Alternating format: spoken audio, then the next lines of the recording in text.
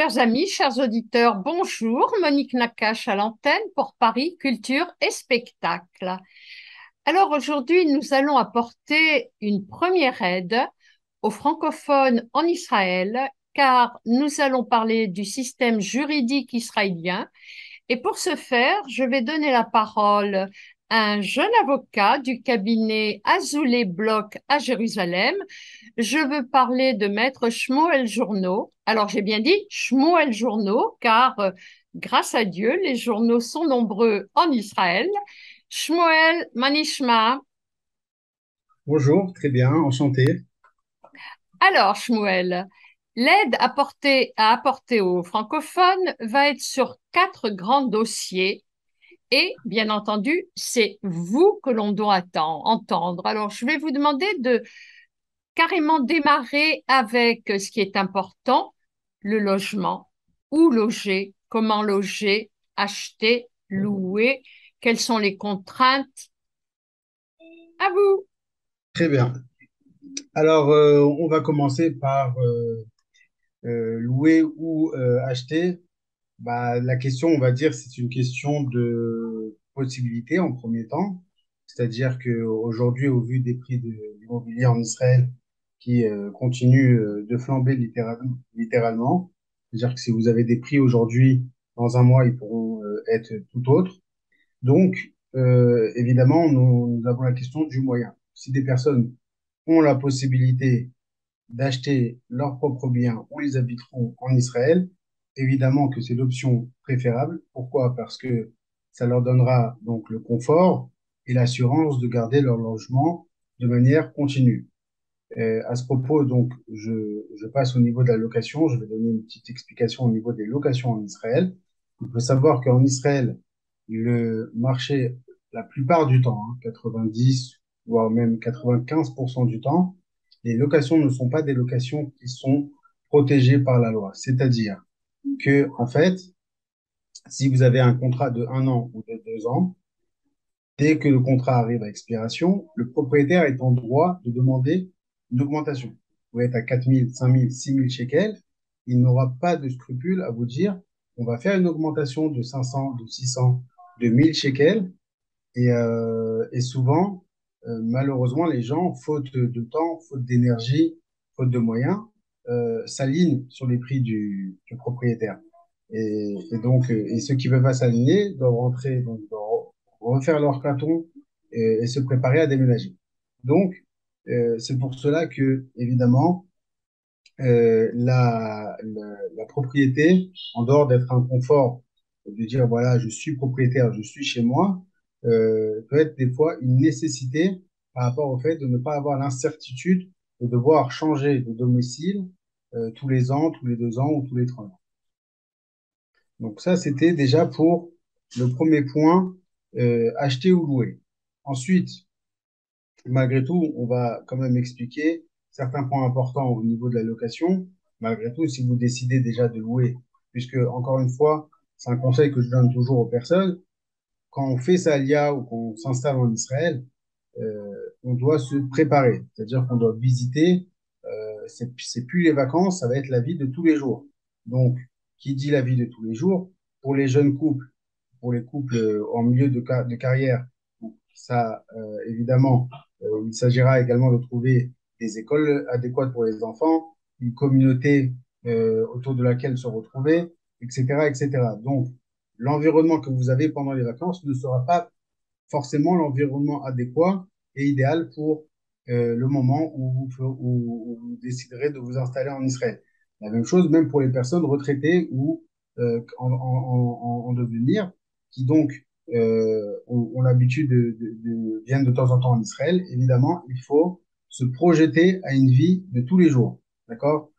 Faire attention, par exemple, dans des grands centres francophones comme à Jérusalem, à Netanya ou même à Tel Aviv, vous avez la possibilité d'avoir beaucoup d'aide, même au niveau de la mairie, des traducteurs, des organismes comme Kalita, par exemple, qui aident les Olim.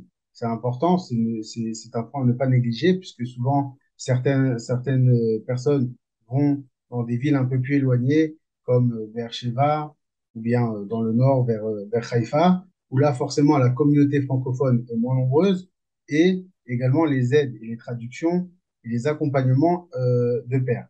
Et ça, c'est très important pour les personnes en train de s'installer en Israël, des personnes du troisième âge, etc.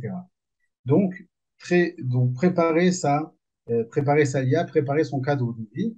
Et donc, des fois, même des personnes qui comptent faire un investissement et acheter en Israël, d'accord, s'installer, trouver leur appartement, il est conseillé quand même une première année de louer un appartement et véritablement de s'habituer à son cadre de vie pour être certain que c'est le bon endroit, que c'est l'endroit où ils désirent vivre, où ils pourront vivre comme il se doit.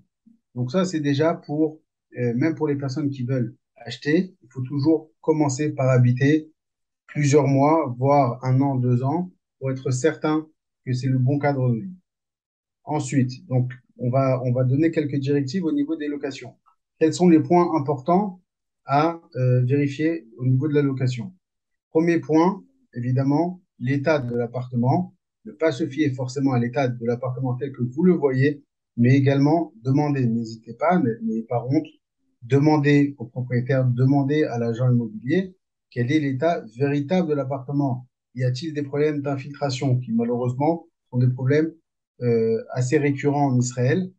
Il y a souvent des problèmes d'infiltration. Demandez s'il y a des problèmes d'infiltration, demandez s'il y a des problèmes d'infiltration conséquents. D'accord. Des fois, ça peut être des petites infiltrations, des fois, ça peut être des problèmes vraiment qui ne laissent pas la possibilité de vivre et de profiter et de jouir de son appartement. Donc, ne pas hésiter à demander l'état de la plomberie, de l'électricité, etc. Autre point important, qu'on ne pense pas au tout départ, c'est-à-dire le renouvellement de contrat. Comme je vous l'ai dit ici en Israël, les contrats sont limités, c'est-à-dire que vous avez un contrat sur 2 ans, très souvent. Au bout de 2 ans, le propriétaire vous dit sans aucun scrupule, il n'y a aucun souci, on est à 6 000, on passe à 6 500. Tu veux, tu veux pas, c'est pas grave, tu peux laisser ta place à un prochain. C'est pour cela, toujours faire attention aux clauses de renouvellement et de contrat. Évidemment, qui vont de pair, les clauses évidemment d'interruption de contrat, d'accord, de résiliation de contrat. Des fois, c'est bien d'insérer dans les contrats, par exemple, nous, ce qu'on fait souvent avec les propriétaires, si l'appartement n'est pas habitable, n'est pas salubre, d'accord, on donne la possibilité au locataire de dire, je m'en vais, je ne veux plus rester ici, et sans indemnité, Sans sans pénalité, en pénalité, fait. sans Oui. pénalité, voilà, sans pénalité due au propriétaire. Donc ça, c'est deuxième point important dans une location. Toujours également faire bien attention au niveau de la location. Des fois, les gens ont souvent l'entrain, pardon, de la LIA et reçoivent au début des aides comme le Salclita, etc. Et les gens donc sont assez contents. Ils se disent donc bon, finalement, la location, c'est pas si cher. On aura les aides de la LIA, etc., etc. Alors, il ne faut pas négliger le fait que non seulement vous aurez une location à payer, à part l'électricité et l'eau, vous aurez également ce qu'on appelle en Israël la arnona à payer. Donc la taxe foncière à payer à la mairie, d'accord, c'est selon la superficie de votre domicile. Moi, j'ai connu des personnes qui viennent en Israël et qui s'empressent donc de louer des très grands appartements. C'est vrai que c'est grand, on est content, 100 mètres, 120 mètres, 150 mètres carrés, mais il y a la taxe qui est payable selon le mètre. Donc la première année, vous êtes tranquille. Vous avez droit à 90% de réduction du fait que vous êtes au Hadash. Ensuite, il faut payer pratiquement plein pot. Et Oui. donc, à ce moment-là, ça risque de peser non seulement la location, plus l'arme. Donc ça, c'est les points, on va dire, les points principaux à faire attention au moment où on contracte un contrat de location. Euh, on va passer maintenant au niveau de l'achat d'un appartement. Donc, les choses importantes à vérifier au niveau de l'achat de l'appartement, mis à part le fait que, comme on l'a dit, toujours ne pas hésiter à demander, si c'est un appartement de seconde main, à demander au propriétaire, y a-t-il des problèmes d'insalubrité, de, des problèmes de, pas d'inondation ou bien Infiltration. d'infiltration. Mais Euh, Shmuel, excusez-moi de vous oui, interrompre. Le futur allez-y. acheteur ou locataire peut s'adresser au VAD, au syndic de l'immeuble.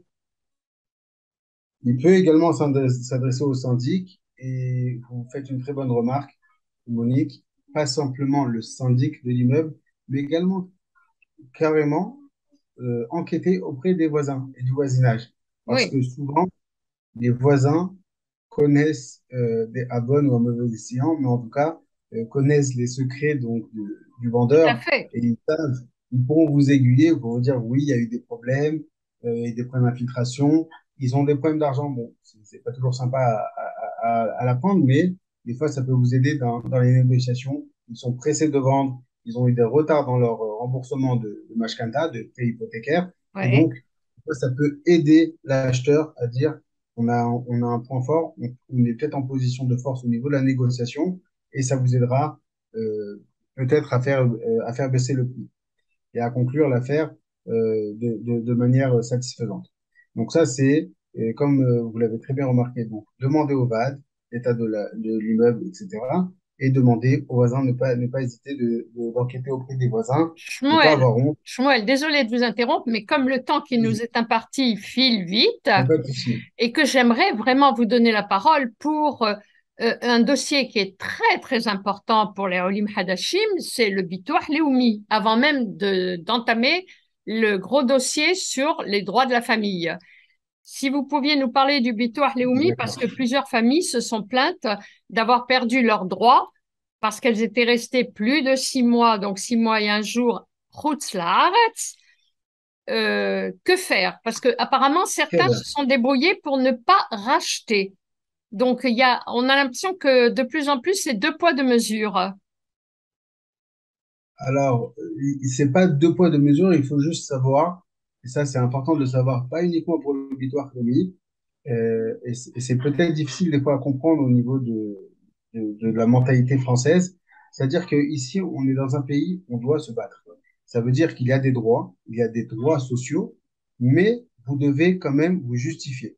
On ne peut pas pointer au chômage toute sa vie, on ne peut pas recevoir des aides comme on a envie, on ne peut pas recevoir des aides à Oui, l'handicap. il y a pas, euh, c'est pas le principe de l'assistanat en fait. voilà, c'est exactement, c'est l'inverse de l'assistanat. On encourage les gens à se battre et à réussir. C'est pas toujours évident. Des fois, c'est un peu brutal, mais on fait de vous des hommes et des femmes. On fait de vous des gens en devenir et en être et honnête. Donc évidemment, euh, si des personnes sont dans le besoin, évidemment qu'il y a des critères pour avoir leurs droits et obtenir des aides, mais des personnes qui sont physiquement et mentalement capables, on les encourage à se démener et à réussir. C'est un point encourageant que je veux appuyer. Quand vous voulez, vous pouvez, vous battez et vous réussirez votre alia.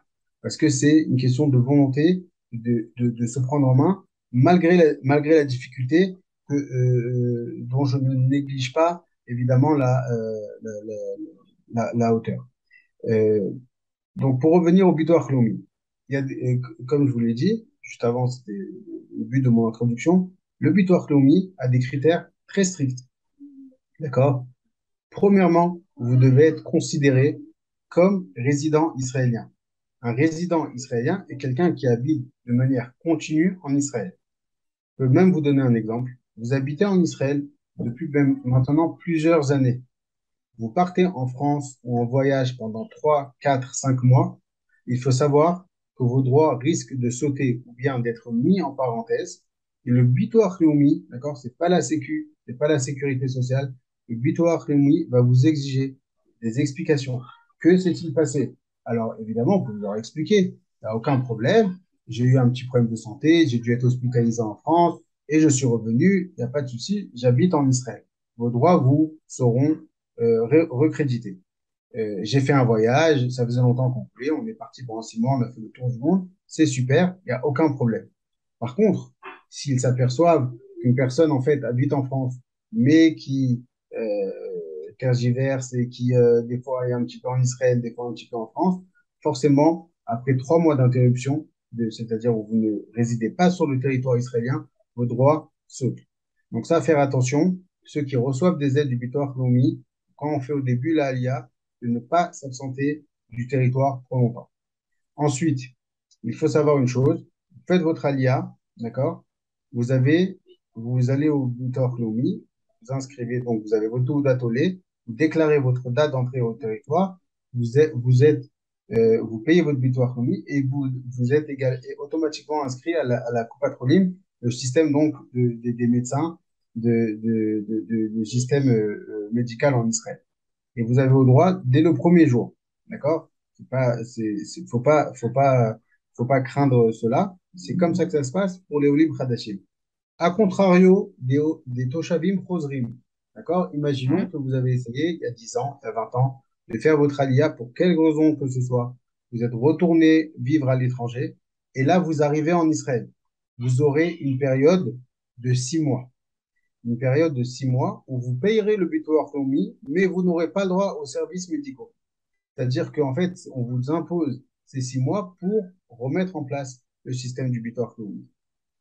Il y a deux possibilités.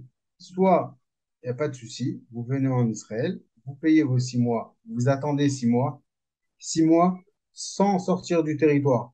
Il y a beaucoup de personnes qui font cette erreur. Ils disent, bon, c'est 6 mois, j'arrive en janvier, en juillet, c'est bon, les 6 mois seront passés, j'aurai mon bilan économique. Oh, que c'est faux.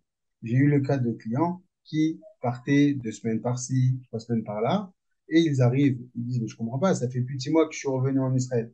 C'est vrai que ça fait plus que 6 mois, mais le bilan économique a ses propres calculs. Donc, ce n'est pas deux poids, deux mesures, c'est encore une fois des critères très précis et donc il faut s'y fier. C'est pour cela que vaut mieux ne pas sortir du territoire pour terminer au plus vite la période des 6 mois et recevoir automatiquement, être inscrit à la coupatroline de son choix pour pouvoir avoir droit à la prise en charge donc des visites chez les médecins, etc. D'accord. Autre, Alors, Shmuel, on va attaquer le il troisième dossier, quitte à revenir plus tard. n'y a pas de problème, il n'y a pas de problème, je comprends. Les droits des familles. Or, c'est multiple, C'est d'accord? multiple. C'est multiple. Multiple et varié. Multiple et varié. Alors, je vais commencer je vais parler d'un cas qui est quand même assez fréquent, qui ne concerne pas tout le monde, bien heureusement, mais qui est assez fréquent, qui est le cas du kidnapping d'enfants. Alors, quand on parle de kidnapping d'enfants, tout d'un coup, on s'inquiète, on se dit, attends, c'est quoi kidnapping d'enfants? De quoi tu me parles? Est-ce que c'est la mafia qui ont kidnappé un enfant? Non. Il s'agit en fait souvent de couples qui sont en voie malheureusement de divorce, d'accord? Malheureusement, bien heureusement, hein, on ne juge pas des personnes, et dont le père ou la mère décide, il prend les enfants, il vient en Israël, et et il annonce carrément de but en blanc à l'autre conjoint, je reste avec les enfants en Israël. Que vas-tu faire? Ou bien l'inverse, des fois des personnes qui sont en Israël, et un des conjoints se permet de prendre les enfants et de partir en France avec eux, et de dire, voilà, je reste avec les enfants. Il faut savoir, ce n'est pas une fatalité, mais il faut réagir immédiatement. Quand je dis immédiatement, c'est dès que vous avez eu connaissance, que ce soit par un mail, par un SMS, par un téléphone, de l'action de votre conjoint, de votre ex-conjoint, qui a pris vos enfants et qui les a retirés de leur cercle de vie, à ce moment-là, vous devez immédiatement faire appel à un avocat professionnel et spécialisé dans le domaine et l'avocat devra entamer des procédures selon la convention de l'AE, d'accord? Il y a la convention de la protection des enfants de l'AE, où justement, il y aura une demande en urgence au tribunal pour deux choses. Premièrement, pour ordonner à ce que l'enfant retourne immédiatement dans son cadre de vie. Si c'est en France, il doit retourner habiter en France. Si c'est en Israël, il doit revenir habiter en Israël. D'accord? Il n'est pas question qu'un parent, arbitrairement, pour quelque raison que ce soit, et même si le divorce est justifié, et même s'il s'agit de la mère, et on sait qu'en général, les enfants ont besoin de l'amour maternel et se trouvent plus souvent avec la mère, rien ne justifie de prendre un enfant et de l'enlever à son conjoint, à son mari ou à sa femme. Rien Tout à ne le fait. justifie. Tout à fait. Agissez immédiatement et demandez, donc le tribunal ordonnera la plupart du temps, quand vous vous y prenez à temps, de rendre l'enfant à son cadre de vie. Autre erreur à ne surtout pas commettre, si jamais le conjoint, de manière toujours arbitraire, décide d'inscrire les enfants dans le pays où l'enfant a été kidnappé, que ce soit en Israël ou en France, ne jamais accepter l'inscription d'un enfant dans le nouveau pays. Pourquoi? Parce qu'après, le tribunal pourra dire, les enfants sont inscrits à l'école, finalement, tu as accepté la situation, au début, tu n'étais pas pour, après, tu l'as accepté, et de cette manière-là, on ne peut plus faire marche arrière, tout on a à du mal fait. à retrouver. Alors, Shmuel, il vous reste 3 minutes que vous allez condenser pour traiter du problème des guettes, des guettim. Alors, en Israël, grâce à Dieu, euh, c'est un peu plus facile de faire valoir ses droits du fait que les Juifs sont tenus à la loi juive et donc par les bate-din rabbanim, c'est-à-dire par les tribunaux religieux, les Juifs sont astreints à cette loi-là pour ce qui est du guet. Et en Israël, on rigole pas avec ça, c'est interdiction de sortie de territoire et plus des fois jusqu'à l'emprisonnement du mari qui ne donne pas le guet. Maintenant, j'aimerais également soulever un autre point qui est méconnu du public. Il faut savoir que souvent, le guet n'est pas simplement le droit du mari de divorcer sa femme, il est également le droit qui a été institué il y a plus de 1000 ans par un rabbin qui s'appelait Rabbeinu Gershom Meor Agola, qui avait institué plusieurs takanot, c'est-à-dire plusieurs règles ne pas se marier avec deux épouses, mais également une femme ne pourra être divorcée sans son consentement. Il faut savoir que dans 50% des cas, et c'est des statistiques prouvées et vérifiées, d'accord, vous pourrez faire vos recherches, dans 50% des cas, ce sont des femmes qui ne veulent pas, pour X raisons, souvent aussi peut-être pour faire souffrir leur conjoint ou leur ex-conjoint, ne veulent pas accepter le divorce. Il faut savoir que des fois, il y a un homme qui profite de son droit, qui abuse de son droit, et il y a des fois des femmes qui abusent également de leur droit. C'est un droit rabbinique, mais c'est un droit où la femme ne peut pas être divorcée contre son consentement. Donc, c'est un petit peu les deux cas, les deux situations, d'accord? Et encore une fois, le tribunal rabbinique a des manières d'agir et de faire des pressions afin que le guet soit donné. Je pense que c'est plus simple en Israël puisqu'il n'y a qu'un seul mariage, il n'y a pas de mariage civil.